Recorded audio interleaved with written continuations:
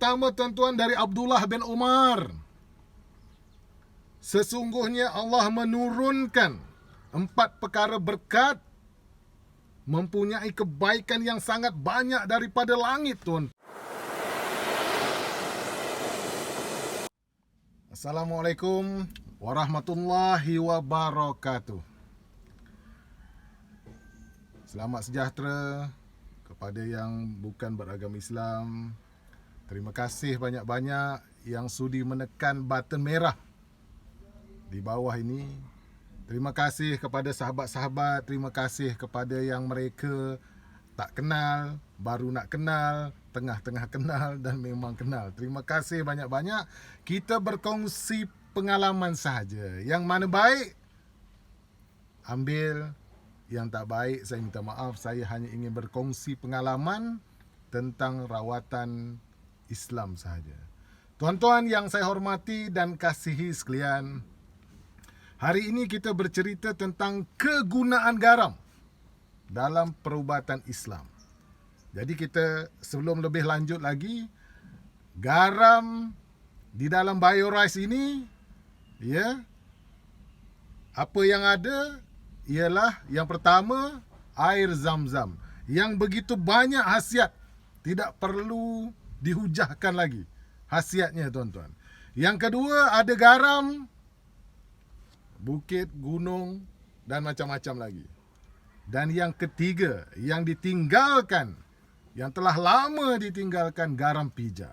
Jadi dalam garam biorice ini ada garam-garam ini. Dan yang paling penting adalah garam pijar ini, tuan-tuan. Tuan-tuan yang saya hormati dan kasih sekalian, seperti kita tahu, banyak ayat Al-Quran menyebut bahawa setiap apa yang terjadi, yang dijadikan oleh Allah Subhanahu Wa Taala di muka bumi ini, ada manfaat dan kegunaan dia kepada tubuh badan manusia. Itu yang perlu kita tahu. Ya, tuan-tuan. Hadis Rasulullah sallallahu alaihi wasallam juga menyebut garam ini adalah penghulu segala masakan, segala makanan untuk manusia, tuan-tuan. Jadi kalau kita lihat, manusia itu dijadikan daripada 4 unsur, tuan-tuan. Yang pertama, tanah, air, api, angin. Itu 4 unsur kejadian manusia, tuan-tuan. Jadi garam ni datang daripada unsur tanah. Garam berasal dari laut, dan dari bukit, tuan-tuan. Banyak sangat manfaat garam ini kepada manusia, tuan-tuan. Sangat banyak. Tetapi kita cuba merungkaikan garam ini, manfaatnya kepada manusia satu persatu, tuan-tuan. Baiklah, tuan-tuan.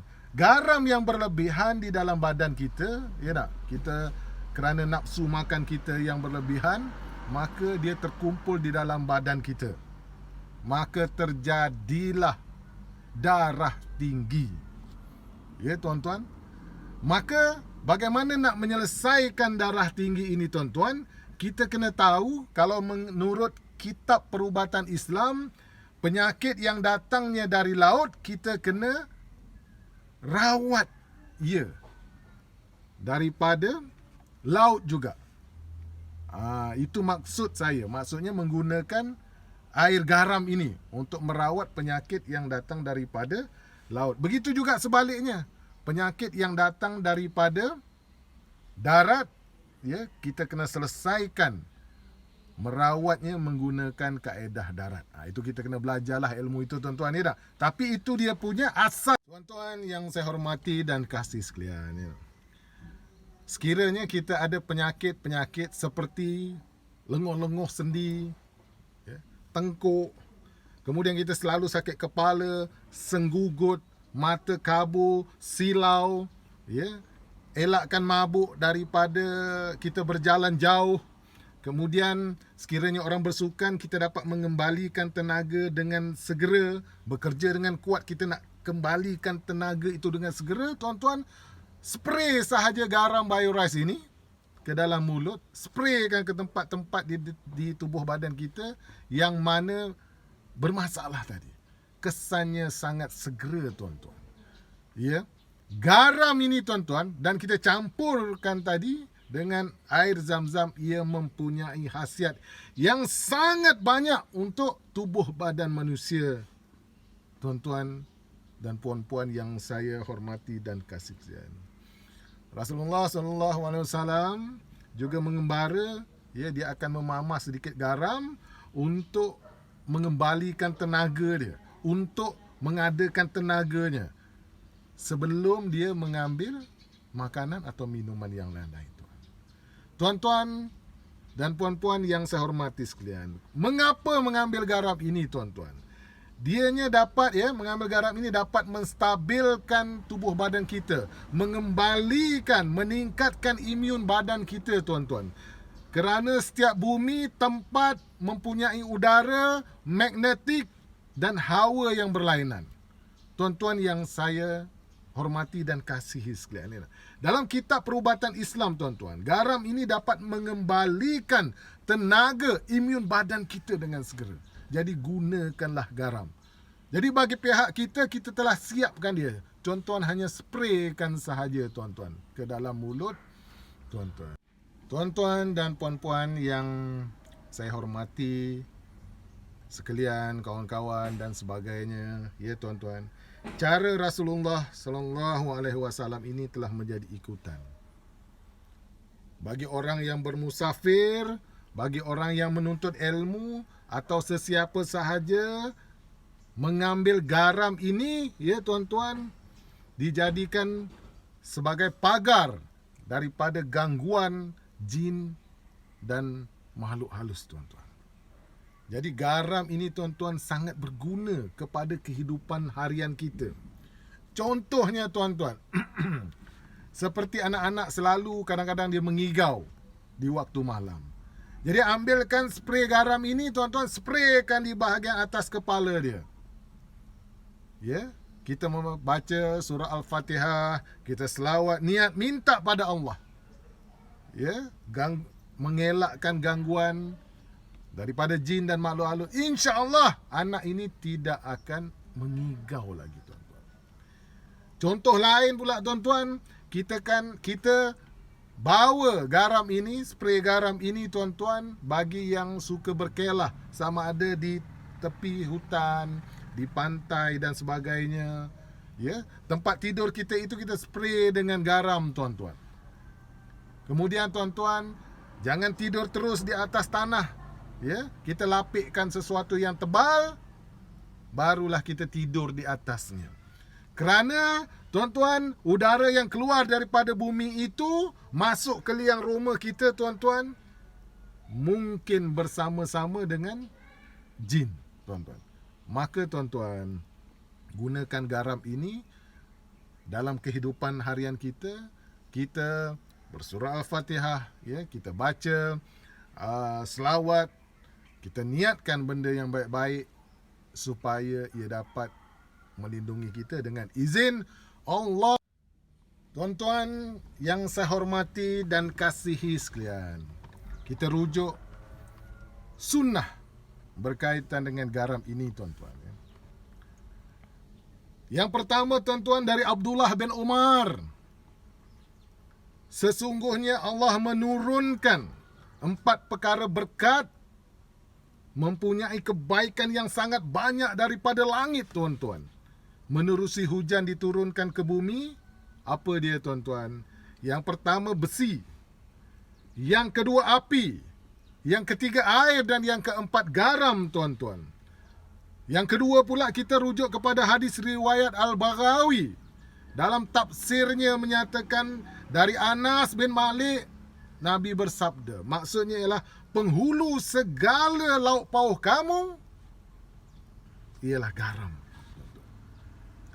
Dan yang ketiga, tuan-tuan, hadis riwayat Ibnu Majah. Tiada akan baik makanan itu melainkan dengan garam, tuan-tuan. Tuan-tuan, yang keempat, tuan-tuan. Yang paling penting yang keempat ni, tuan-tuan. Mengambil garam sebelum dan sesudah makan ini, tuan-tuan. Kita dapat menghindari daripada 330 jenis penyakit. Ya, antaranya gila, sakit gigi, kusta, keracunan, sakit kepala, dapat melancarkan sistem penghadaman secara semula jadi, dan selebihnya tuan-tuan dan puan-puan. Hanya Allah yang mengetahui. Itu baru sedikit tuan-tuan. Ada 330 jenis ini, hanya Allah yang mengetahuinya tuan-tuan. Maka tuan-tuan, tidak mustahil hari ini ketika wabak Corona ini melanda, kita ambil sebuah negara China, ya, dia telah membuat kajian mengenai garam ini untuk membantu, ya, menghilangkan Corona ini, tuan-tuan. Jadi negara China telah membuat kajian. Maka tentu ada sumber-sumber yang boleh dipercayai bahawa garam ini dapat membantu, insya-Allah. Ya tak? Kita harapkan daripada kajian ini sesuatu yang positif untuk kita di saat-saat ini, tuan-tuan. Maka tuan-tuan yang saya hormati, kasihi, semoga di bawah lindungan Allah Subhanahu Wa Taala, kita gunakanlah garam ini asas perkara yang kecil tetapi mempunyai makna yang begitu besar dalam kehidupan kita, tuan-tuan. Garam ini, tuan-tuan, ya, kita ambil manfaatnya, kita ceritakan kepada mereka-mereka yang mana mahu menerima, insya-Allah. Yang tak mahu menerima, tidak mengapa. Saya hanya berkongsi pengalaman sahaja, tuan-tuan. Kalau tuan-tuan rasakan perkara ini bermanfaat kepada tuan-tuan, kita sebar-sebarkan benda yang baik ini. Kalau rasanya tidak bermanfaat, tidak mengapa, ya. Sebab semuanya datang yang baik itu daripada Allah Subhanahu Wa Taala, yang tidak baik itu, yang kurang ilmunya adalah daripada saya. Jadi kita jumpa lagi di episod-episod yang kehadapan. Jika ada yang berminat untuk menjadi ejen, boleh hubungi kita, insya-Allah. Sekian, wabillahi taufiq wal hidayah. Wassalamualaikum warahmatullahi